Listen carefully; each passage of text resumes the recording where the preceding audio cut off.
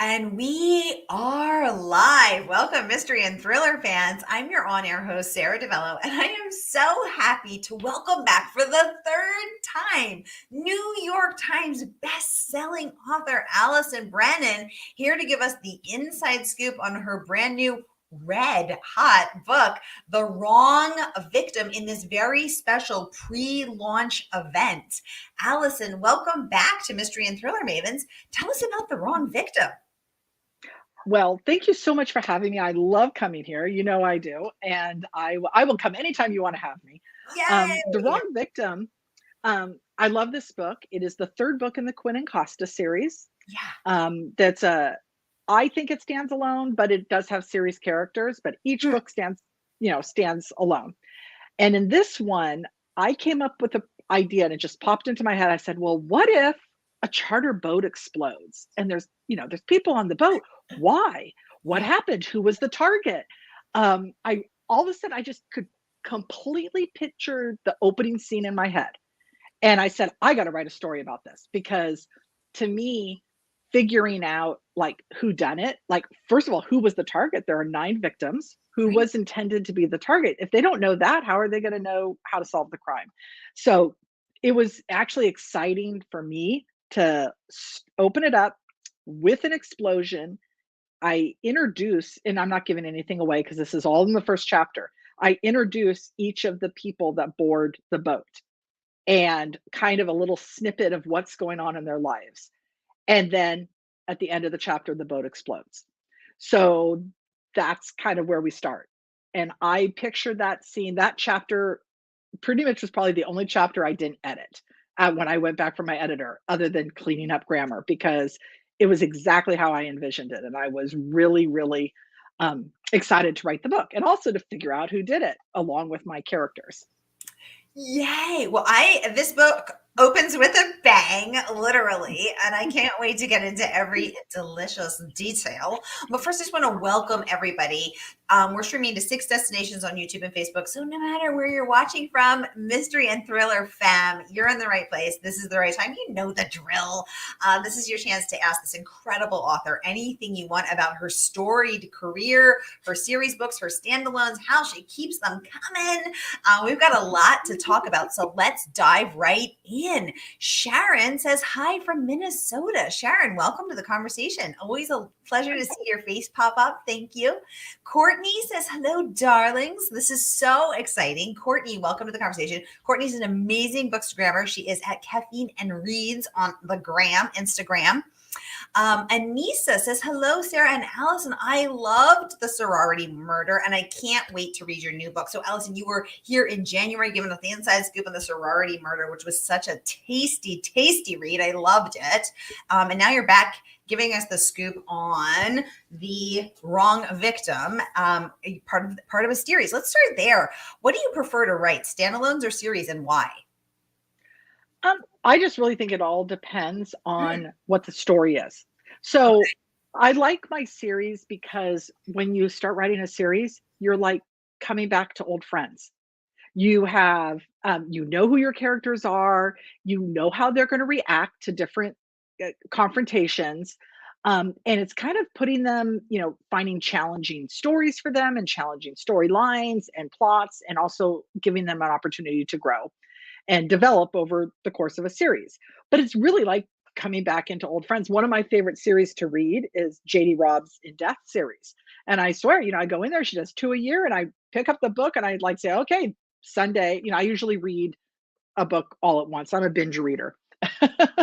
So I'll sit down, I'll say, okay, Sunday, I'm going to read this book today, and I cannot wait. When you sit down, oh, I remember them, and I've Rourke, and I've Mavis, and I've Somerset, and I get all these characters. And I just really, really enjoy that. Standalones are fun to write. There are, to me, a little harder because you have to have not only the complete story like you do in a series, but you're creating brand new characters. And you basically have to give them a complete and satisfying story, the characters as well as the plot, in that one book. And there's no chance of a sequel, no chance of the future. So everything is finite, which puts everybody at risk as well. So you never quite know what's going to happen, which is also fun. Yeah, nobody's really that safe in an Allison Brennan book. I mean, you step into those pages, you're taking your life in your hands, literally. So I like how you opened the book, as you said, by introducing each of these characters. Of course, we know something bad's going to happen, so and who knew this was their last boat ride. Courtney says this has to be your best book yet, Allison. Oh, thank Um, you. and she said, who was your favorite character to write or research and why? And she's saying she's Canadian, Courtney. Hi, Canadian Courtney. Hi, Courtney, and thank you. I love this book. I will say in terms of the series character, I love Kara. She is so much fun to write. She says what she wants. She does what she wants. She's so smart. She is a little insecure. She's not insecure about her abilities. She knows she's a good cop. She knows she can do the job. She's super confident in that regard. But she is a little insecure in her personal life because she does feel like a loner. So having to deal with all these people and trying to develop these relationships, it's been hard on her. And considering I'm not a loner, I'm a kind of more of an extrovert, just kind of getting into her head has been a lot of fun. But I will say I did have kind of fun writing about, there's a 3-year-old in the story. And her favorite show is the Paw Patrol. So I had to sit down and watch a couple episodes of it. I'm trying to look, I know about the Paw Patrol, but my kids are a little older, so it wasn't around my kids were watching Blue's Clues and Dora the Explorer and, Rugrats. So I was like, okay, well, what's new today? And so I watched a few episodes. I said, oh, this is so cute. I wouldn't have hated it, if my kids were watching it. So I wanted to get a feeling for it to see why do little kids like it and what do they take out of it. So that was actually kind of fun for me because I have my kids, my youngest is almost 18. So I haven't watched these little kid shows in a long time. So did you, while you were researching there with the Paw Patrol, were you, Oop. like really immersing yourself with a little juice box and your animal crackers, or were you just observing? No, I didn't quite go that far. I was Okay. probably watching it at night with my glass of wine, but Oh yeah, but in my head, you're watching my little juice box. You're just like, okay. I love the Paw Patrol. Oh my goodness. Catch a Clue is here. Hey, Wendy, always a pleasure to see you pop up. And she says, wow, Allison, you have me intrigued. So Allison, you intrigue Wendy and all of us. So how did you come up with this idea of this charter boat with the 9 passengers exploding off the San Juan Islands? I mean, it sounds like my personal nightmare. I'm afraid of, I too am afraid of flying on an airplane. Allison will be driving her mom to a wedding because her mom's afraid to fly. I was thinking how lovely that is because I'm afraid to fly. I actually had not thought about being afraid to take a boat, but now I will be. So thank you for that. How did you come up with this idea? Well, the idea just popped into my head. I mean, it wasn't developed. I was just like, I was thinking, okay, the third Quinn and Costa book, the second one was set in Arizona in the heat of the desert. And then I was just thinking, oh, a boat explosion. Where would I set that? And then so it's the scene that kind of unfolded in my head. And like I said, it really kind of came intact. I didn't know who all the people were until I wrote them down, but the scene was already pictured. I said, where am I going to set this? I needed a place that was on the water, had to be in the United States, someplace because they're FBI agents. And I just started looking up the West Coast, and all of a sudden I settled on the San Juan Islands, and I go, oh, I love that. I want to go there. Unfortunately, I couldn't go there because it was 2020 when I was writing it. Oh, but I said, I'm going to dive in and do as much research as I can. And they have an amazing tourist bureau that I answered all my questions.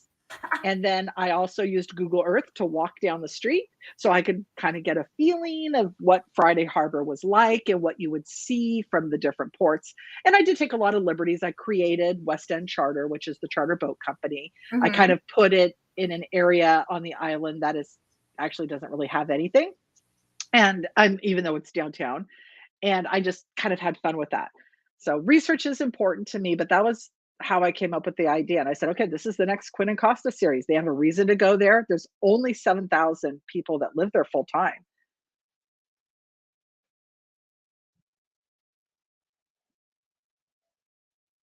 And Allison, when you decided to set it there and you were calling the Tourist Bureau, do you think you're on some sort of watch list now?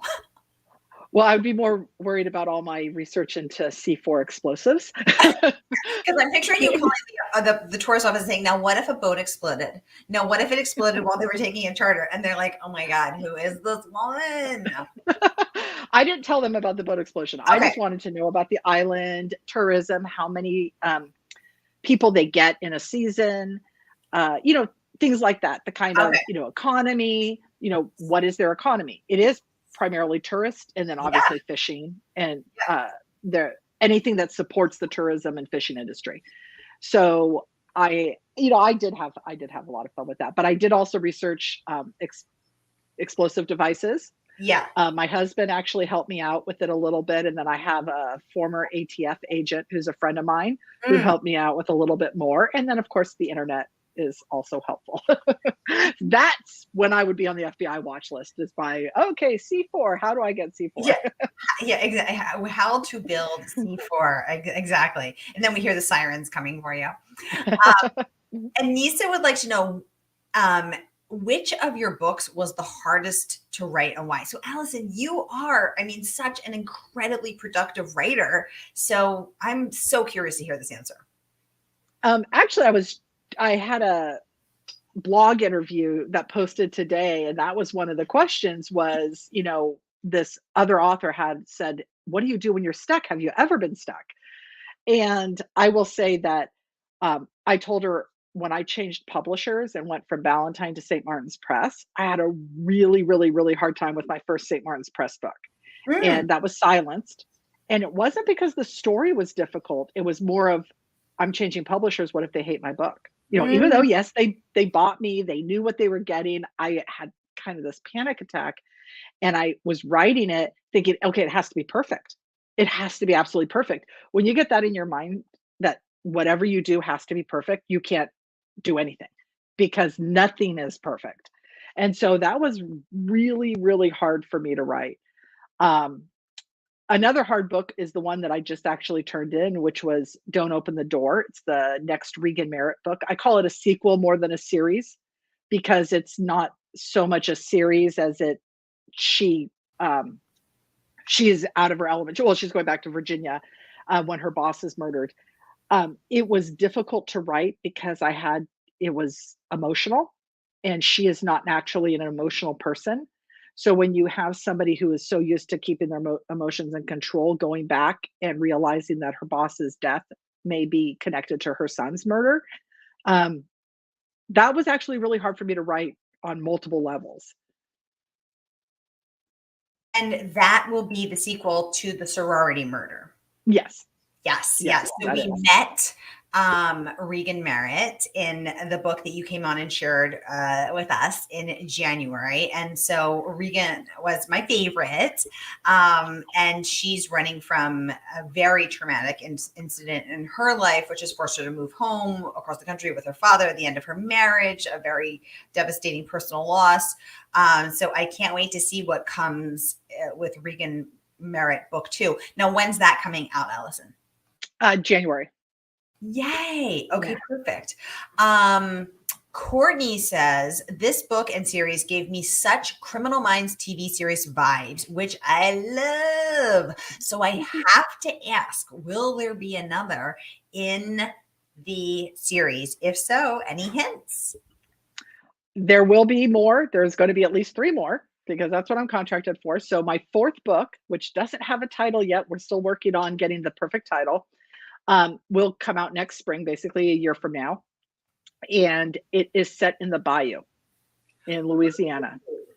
And anybody who follows true crime will recognize very loosely. I very, very, very loosely based the story on the Jeff Davis 8, which takes place in basically 8 unsolved murders. Very loosely, but I did read a lot about those murders and others. That was really fun because they're in Louisiana in August, which is absolutely miserable in terms of the humidity and the bugs. And I got to incorporate all of that. And then I'll tell you, okay, little teeny hint. It doesn't give anything away. So at the very beginning of the book, Kara is driving down from the airport with Michael, and they're going to visit one of Michael's former military buddies, who is now a detective in this very, very, very small town called St. Augustine, which is a fictional town. And Kara is reading all about the bayou, and she goes, "There are alligators here.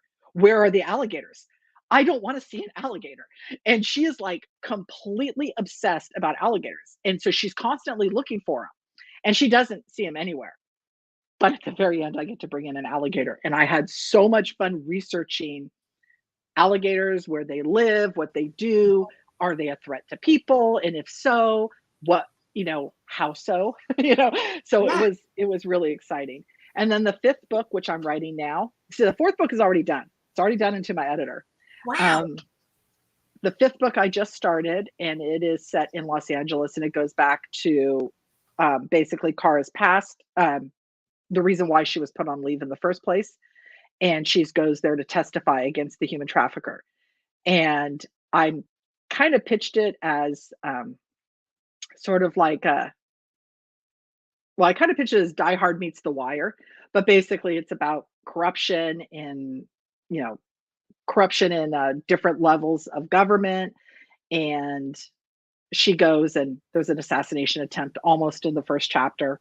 And so she's on the run. So it's good. That's one's going to be a very high octane race against time kind of story. Ooh, ooh. Oh my goodness. So Quinn and Costa book number 3 is out tomorrow. Quinn and Costa book number 4, taking place in the bio in August, is out next spring 2023. Already done, already turned into your editor. And Quinn and Costa book number 5 is where Kara is going to be testifying against a human trafficking matter, and that's what you're working on right now. Yep. My God, Allison. Oh my God, my brain is wow. Anissa saying, "Do you sleep?" I'm wondering that too. How do you do this? You've got 5 kids. You put out 2 books a year. I mean, wait, is it 2 books a year or 3? 2, yeah. How do you 2, sometimes 3. How do you do it? Are you one of those super sleepers that only needs like 3 hours of sleep? No. This is my job. It's like I used to work in the California State Legislature, and I worked 8 hours a day, and I treat writing the same way. So it's my job. I write. I wouldn't say I'm sitting down here writing 8 hours straight, but I put in the time, and I'm putting in 8 to 9 hours every single day working on my books. And sometimes I can get 500 words written. Sometimes I could get 5,000 words written. It's really a matter of putting in the time. I only have 2 kids left at home. Now, I did start writing when I was pregnant with Brennan number 4. So that was way back when. And I sold my first book when I was pregnant with Brennan number 5. So I've been doing this, for a long time. So I used to write when they were all in school. And I would write at night after they went to bed, whenever I could get in the time. Now it's my job, and I pretty much from 8 to 5, roughly. Sometimes I cut out a little earlier. Sometimes, I write a little later. Now, sometimes what do you attribute the days that are 5,000 word days versus the days that are 500 word days? Can you attribute it to, did you get your full sleep? Have you had your Wheaties that day? I mean, what do you think the difference is? I have no idea. I do know that when I'm at the beginning of the book, it takes me a lot longer to get a chapter done because I'm doing a lot of rewriting as I'm going, or I don't like the direction. So I'll like delete everything I wrote the day before. and then I'm like, okay, I got to rewrite this. I don't like this, or I don't like the direction of the story. When I get to about the midpoint of the book, that's when it really takes off. And all I want to do is write that story. Ironically, fellow writers will think this is kind of funny. I do more revisions in the first half of the book with my editor than I do in the second half that takes me like a fraction of the time to write. I put in all of this time in the first act, all of this time trying to get it as perfect as possible. And that's the act that needs the most work, almost always. Why do you think that is? I think I have no idea, to be honest. You would think I'd be perfect because I spent all this time, but no. It's not. Maybe I spend too much time on it. If I could just like get the story out, maybe it would flow the way it's supposed to. um, Allison, I missed a question here because they're coming in kind of fast. But someone was saying, why did you change publishers, and are you happy with them? Oh, I think whenever you change a publisher, it's usually my first publisher, at Valentine. My editor left, and it just wasn't the same kind of Mm, thing. And I wanted to do slightly more mystery suspense, and mm. they really wanted me to continue doing romantic suspense. And so I think moving was just a Oh, um, interesting. really just a good career move, because I want to focus on something a little different. And I love St. Martin's Press, and my editor there is absolutely amazing at Minotaur. She is one of the best editors on the planet. And then when I moved to Mira, I still have more books coming out from St. Martin's. I have a standalone that's coming out next year. But when I made the move to Mira, it was just kind of, I wanted to write the Quinn and Costa series, and they didn't love it quite as much. They wanted me to do something slightly different, and it was a mutual thing when I said, "Well, I really don't want to do this anymore. I think I really want to do Quinn and Costa, and in addition, to my Lucy books and everything else." And so it was just kind of a mutual decision. And then Mira just loved the series and picked it up, and I was really, really happy with that. So, because when you write more than 2 books a year, you have to find the right balance, and have a publisher that's willing to put in all that time in the books. Right, right. Yeah, I think a sort of an unknown thing about the publishing industry is how very editor specific the process is. It's not by the house so much. I mean, it is, but it's really by the editor. And because you're such a team with that person, and they really have to love your book and have to be your partner in the process. And I think I don't think I really knew that before. And I think maybe a lot of people don't know that, but it's so true. And so that is, it's really fascinating to think about, and to sort of share that insider secret. Yeah.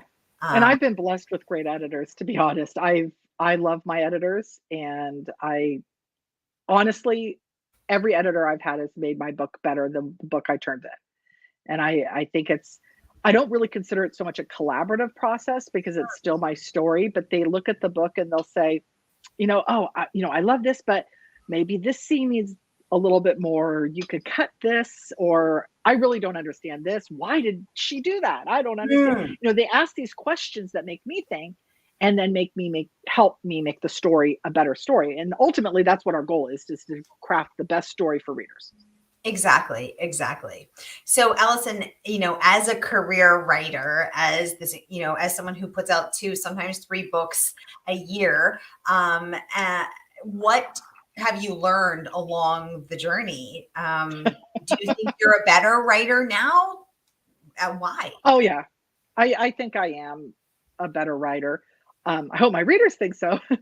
I think authors are always trying to make their next book better than the last. And sometimes that could be debilitating because you're thinking, okay, how can I top this? When you're done with the book and you're like Yes. going, oh, Yeah. okay, this is good. This is good. I like this. How am I ever going to do this again? And you kind of have this mental thing that you have to convince yourself, well, I did it once, I can do it again. I did it twice, I can do it again. And so you're just constantly trying to improve your stories. I think one of the biggest lessons I've learned over the years is that it doesn't get easier. It doesn't, but you do get better. And I mean, I still love my first book, and I will always have a soft spot for my first book. But I reread it a few years ago because I just for fun. It was like I think I was like kind of sick. It was like maybe 4 or 5 years ago, and I was just feeling like crappy. And I took my um, some of my old books, and I just sat there and reread them, and I still love them, but I cringed at a few things. I'm going, "Oh, I wish I'd changed that. Oh, why did I say it like that?" But after 42 books, you should be improving, and you should be telling, you know, I won't say better stories because I think all my stories are pretty good, but you always want to challenge yourself.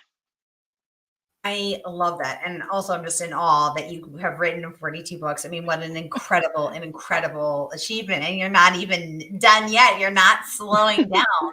No, I'm only 50. I'm not going to slow down for a while. 50 is the new 30. There You're you go. just hitting your prime. Allison, I'm intrigued when you said it doesn't get easier, but you do get better. Tell us why, like when you say it doesn't get easier, 42 books in, are you still sitting down and thinking, how the hell am I going to do this? Like, are you riddled? What's the struggle for you? Is it self-doubt? Is it creative blocks? Is it energy? Is it trying to think of something new? Where's the pain point? And how do you work through it? I think it could be a combination of all of them. I'll say The Wrong Victim was not a hard book to write in terms of I knew the story and I was so excited about finding out what happened to those people and who did it that I got invested in it.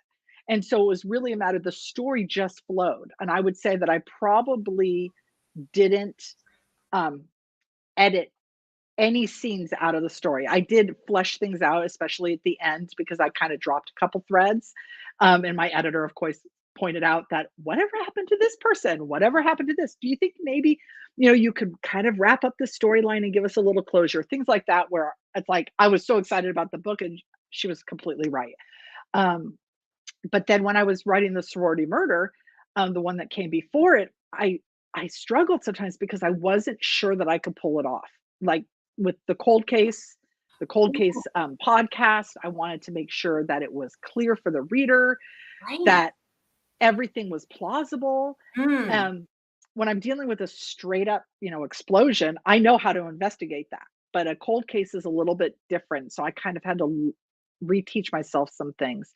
I think the other thing for me, at least, when I was writing earlier in my career, I basically just wrote the book out. I didn't really know what I was doing wrong. And in some ways, that's freeing where you're just writing everything out and then you can go back and fix it. Now, as I write, I recognize when I'm going off the rails. I recognize when I'm repeating myself or when the Ooh. story's getting boring. Uh-huh. And I'm like, okay, this is completely boring. I don't know where I'm going with this. And I'll have to stop and fix it before I can go on. Mm. Whereas earlier in my career, I never had to do that. I didn't Mm. recognize there were problems. And I think that is the biggest change now. And is it just a matter of for having done this 42 times? Like now because you can intuitively feel it, or because your editors have said on the first 41 books, here's where it's going a little off the rails, or here's where we're losing you. What do you think? Well, I know what my flaw is. I mean, I What's know your my flaw? flaws and I I'm so repetitive sometimes and in my books and I really try to catch it, but sometimes I don't see it. It's sort of like my husband. My I am not the tidiest person in the world. I literally do not see messes. And my husband will like come into the room and I'll be sitting there watching TV or cooking dinner or doing something and he'll say, "Don't you see that that the socks in the middle of the room or don't you see that there's paper all over the place?" And I'm like, "No, I really don't see it." I mean, I just like if I saw it, I don't register it. And I think that's the same thing with some of my consistent flaws, why my editor works hard to catch them is because I don't see them when I'm doing them. And even after 42 books, I don't always see them.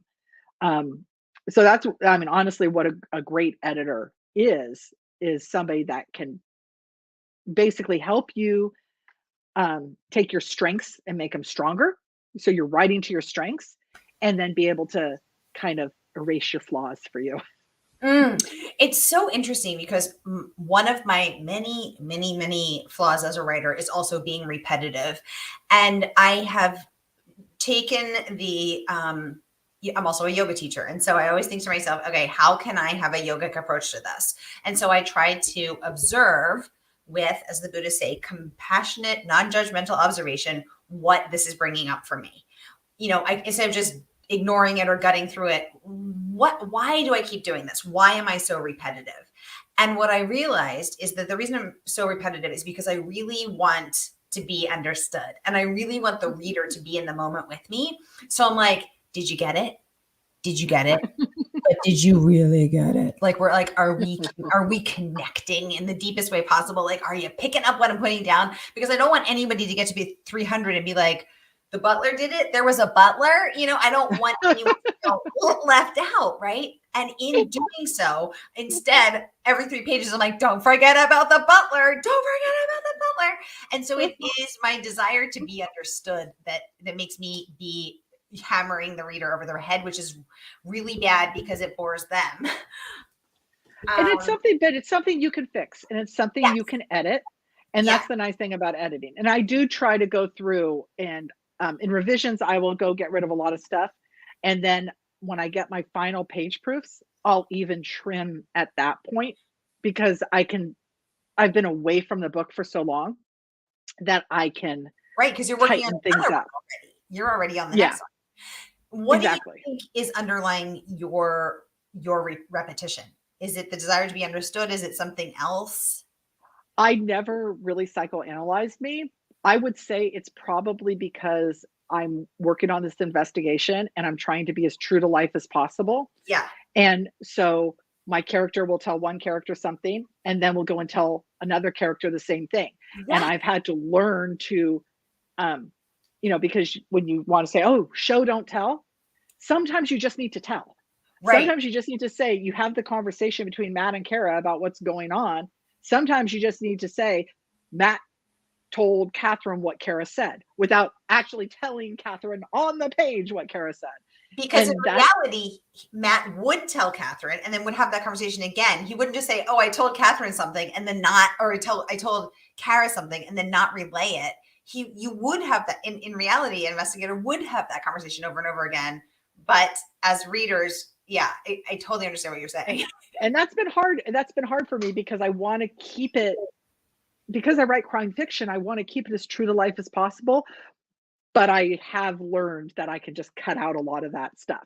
And I think I'm getting better, but it's still, thank God for my editors because they help, say, okay, you've already said this 3 times. Can we cut one of them? Yes, we can.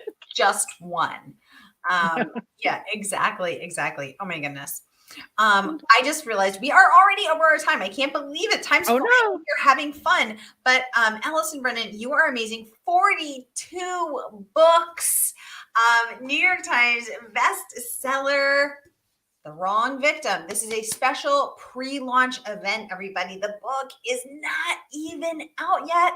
And the incredible New York Times bestselling author, Allison Brennan, is coming on in a special pre-launch event to tell us about her book, to give us the inside scoop. And you can pre-order it tonight. And the good folks at Murder by the Book, our favorite woman-owned independent bookstore, will send you your copy the moment it comes out. So pre-order it right now. I'm going to drop the link in the comments right here so you can click over and pre-order it. Allison, any parting thoughts you want to leave us with? Sharon saying she can't wait to read it. Yay, Sharon. Thank you. Well, I just thank you so much for having me. I always love coming on your show. It's so much fun. And, thank you to, honestly, I just want to also thank my readers, because if I didn't have my readers, I wouldn't be doing what I love. And I love writing. This is my career, yes, but it's also my passion. So I love being able to do this, and I wouldn't be able to do it without my readers. I love that. Because I think so much, there's so many partnerships, right? There's the partnership between you and the creative process. There's the partnership between you and the work, showing up to do it. There's the partnership between you and your editor. Then there's the partnership between your readers. And each of these matters in order to bring Kate and Matt and Regan and all these wonderful characters into the world. Anissa is saying, thank you, ladies. This was great. And I look forward to reading the book. Wendy is saying, Allison, I'm so looking forward to your new book. Thank you all for your comments. Thank you for tuning in. Pre-order the book tonight, fam. Here's the link right here. I'm popping into the comments. And Allison, I guess we'll see you next year with your new Regan and Kara and Matt books. So we will look forward to having you back again. Thank you so much for coming on. Thank you so much for having me. My pleasure. All right, everybody, stay tuned. Top of the hour, debut author Karen Wynn coming right up.